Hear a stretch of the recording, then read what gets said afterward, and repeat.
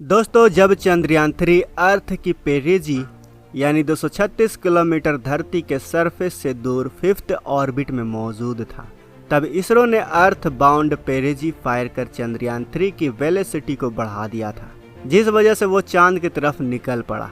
इस रास्ते को ट्रांस लूनर ट्रांजेक्टरी कहा जाता है। 1 अगस्त 2030 की आधी रात यानी 12:03 से 12:23 के बीच इसे चांद की ओर जाने वाले रास्ते पर ट्रांस लूनर ट्रांजेक्टरी पर डाल दिया गया था। करीब 5 दिनों की यह यात्रा होगी। चंद्रयान 3 का अगला कदम चांद होगा। सबसे पहले जानते हैं कि लूनर ट्रांसफर ट्रांजेक्टरी क्या है।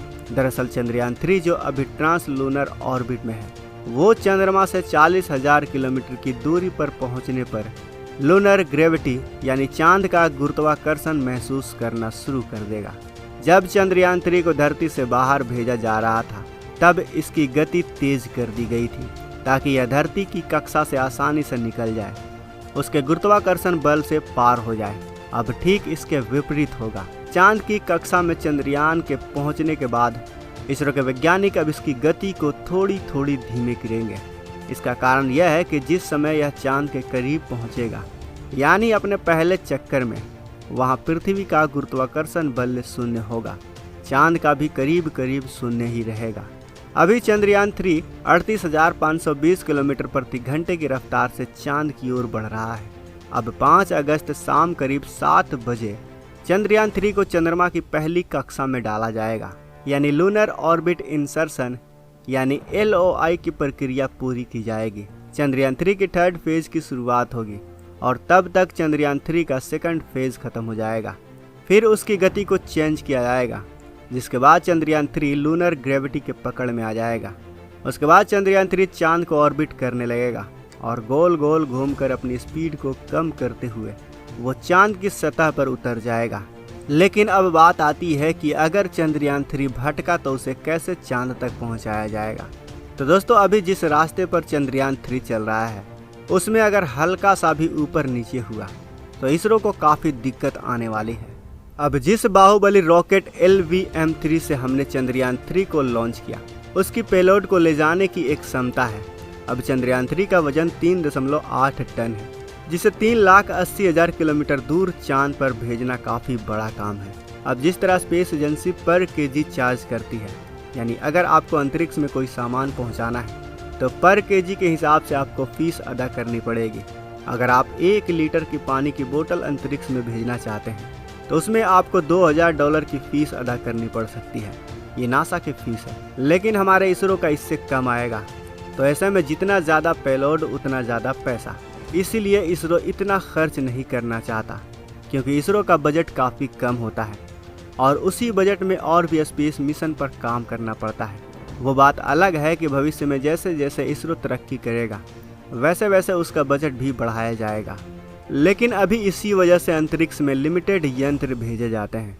इसके अलावा लिमिटेड फ्यूल भी भेजना पड़ता है, यानी इसमें पेलोड और फ्यूल में एक बैलेंस बनाकर चलना पड़ता है। अगर फ्यूल ज़्यादा रहेगा और किसी ऑर्बिट में कुछ ऊंच नीच हो गया तो उसमें इंजन को फायर करके चंद्रयान 3 को ऑर्बिट में वापस लाया जा सकता है।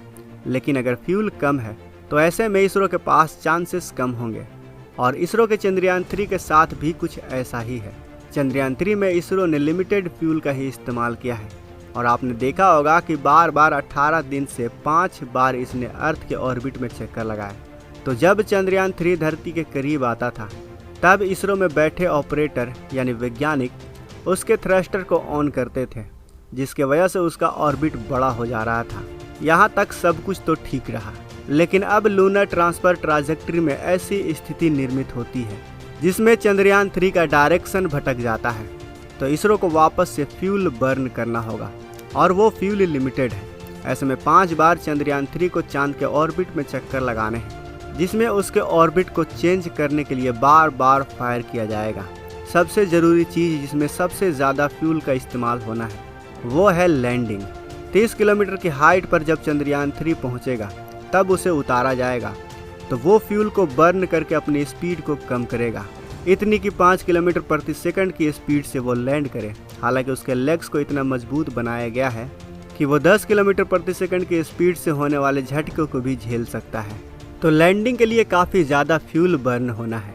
ऐसे में अगर हम लूनर ट्रांसफ़र ट्राजेक्ट्री में ही फ्यूल को बर्न करने लगे ताकि उसे चांद के ऑर्बिट में वापस लाया जा सके, तो फिर लैंडिंग के लिए फ्यूल काफ़ी कम होगा, जिससे चंद्रयान 3 के लैंडर के लिए फिर से क्रैश लैंडिंग वाली सिचुएशन बन सकती है। क्योंकि चंद्रयान 3 का अगर ब्रेकिंग सिस्टम है तो वो है फ्यूल सिस्टम। फ्यूल को ही फायर करके वो ब्रेक लगा सकता है, अपनी स्पीड को कम कर सकता है। चंद्रयान 3 के लैंडर में laser and RF based altimeters, laser Doppler velocity meter लगे हुए हैं। ये उसके इंजन को यानी आगे बढ़ाने या फिर डी एक्सिलरेट मतलब गति धीमी करने में मदद करेंगे। ऑन बोर्ड कंप्यूटर यह तय करेगा कि कौन सा इंजन किस समय कितनी देर के लिए ऑन किया। वहीं इसके लैंडिंग की जगह चंद्रयान 2 के ऑर्बिटर ने पहले ही फिक्स कर रखी है। लैंडिंग के समय धीरे धीरे थ्रस्टर को कम किया जाएगा। 1 या 2 किलोमीटर की ऊंचाई पर आने के बाद करीब 15 मीटर प्रति सेकंड की गति से लैंडर नीचे उतरेगा। फिर इसमें रोवर निकलकर अपने रिसर्च को अंजाम देगा। और इसीलिए दोस्तों 5 अगस्त को इसरो के लिए फिर से काफ़ी मुश्किल वक्त होने वाला है।